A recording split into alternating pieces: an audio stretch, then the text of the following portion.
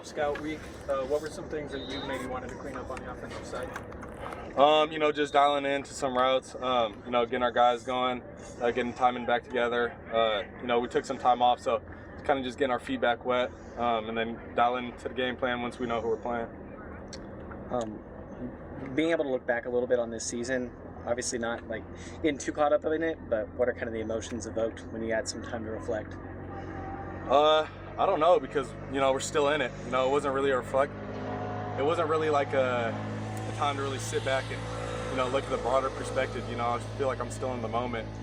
Still getting ready for next week, and that's just how it's going to be until the end of the season. So I guess I won't really do a full reflection until then. So what's the conversation these days like with family, friends, fans around here? What are people saying to you? It's crazy. It's never been like this before, and there's all super thankful, fans and stuff like that for the season. Family, it's the same as always. They'll never switch up. And then friends and everything like that just want to talk about it and stuff like that. So, it's pretty exciting, and super happy that we're able to do this for everybody, and activate the Valley. Have you noticed anything different in terms of the energy in practice this week compared to regular season practices? It's kind of been like that. Throughout the season, after you haven't had a bye for a while, it gets a little bit drained and people's bodies are hurting, so people are fresh and stuff like that. I'd say that's the only difference, but we always have juice at practice. Today and yesterday or Monday was a little bit more, just because we have the young guys scrimmaging and all that, so it's fun. I get to call it, and just watch them go to work. Did you enter this season thinking this could or would happen, or was there a point early in the season when it really hit you that this might be a possibility? My plan from the jump was to go to the college football playoffs, and it was hard to get everybody to buy into that, and it's not like I was openly saying it to everybody, hey, we're going to do this and this. It's kind of just a week-to-week thing, but, I had that broader perspective from the jump and everything like that, so, it's nothing new to me, and, I'm just super blessed and excited to be in this situation. How do you have that belief? Where does that belief come from? Just the work that you put in, and the faith within yourself. If you didn't have the faith, why would I be in this situation in the first place, or even be playing this game? I feel like I can be one of the best, so why would I not believe that? I put the work in and have seen it accomplish a fair amount in the time that I've had, and I'm just going to keep growing. Sam, speaking of being one of the best, what was the reaction to seeing yourself on the early 2025 Heisman list? Yeah, it's really cool. Puts a little bit of pressure, which I love. So now I got to, look at everybody on that list, and, I'm going to write it up on my whiteboard or on my mirror, just like I always do. And every single day I'm going to try to outwork and say that nobody worked harder than me. That's kind of what I do and the motto that I live by.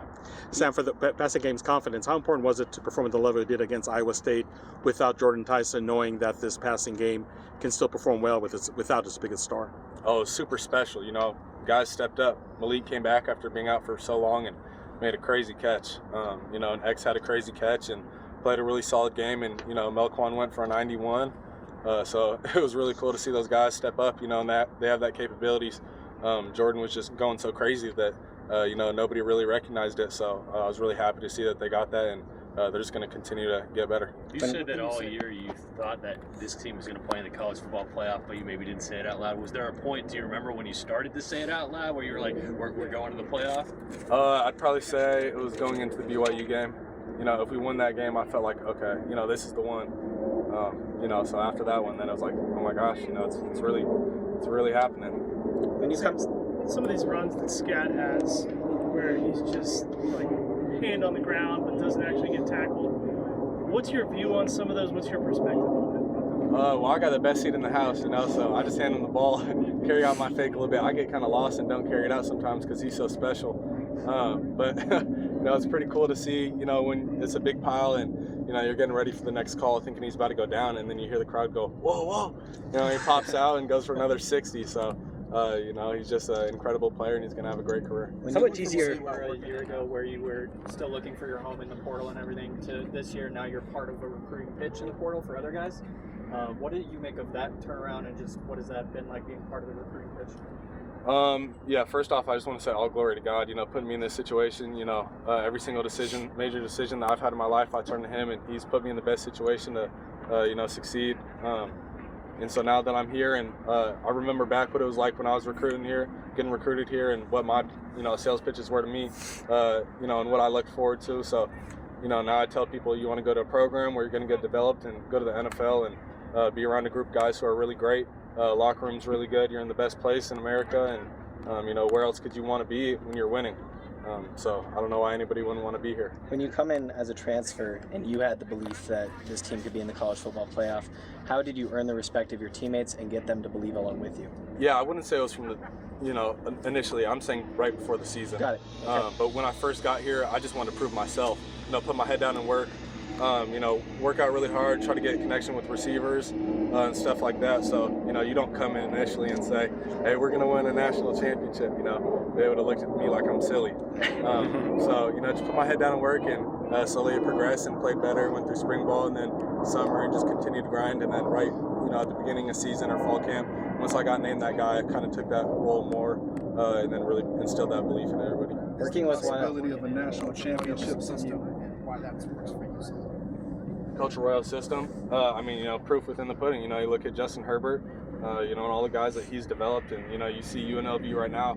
They had a bunch of success. It's because of the, you know, the program that he built. You know, so he's a special coach, and he understands me as a person. And you know, we'll be in games, and I'll make a play with my legs, and he'll get mad at me because I got out the pocket too early or something like that. And it just shows, you know, he wants the best for you, and you know, he wants you know, he demands the highest quality of performance for me, which is exactly what I want to be coached by. You know, I'm coming off on the sidelines all happy. I get on the headset, and he's like, hey man, you know, you should have done this, and this better, but good job. You know, so, stuff like that. That's my guy, and I'll ride with him for life. What specific? Is the potential for a national championship, is that something you allow yourself to think about? Yeah, I mean, we put ourselves in this situation. We got 3 games to go, so why not us? You know, the ball falls our way a couple times, and you know, we played like we did the last few weeks. You know, we've been rolling offensively and defensively. We're getting turnovers. You know, taking care of the ball and putting the ball in situations where we can go make plays, and we're making those plays. So, you know, I don't see why it couldn't be us. What specific things that you've worked with Marcus that you've had an open perspective to has changed the way you think about things, or has just really helped you elevate your game?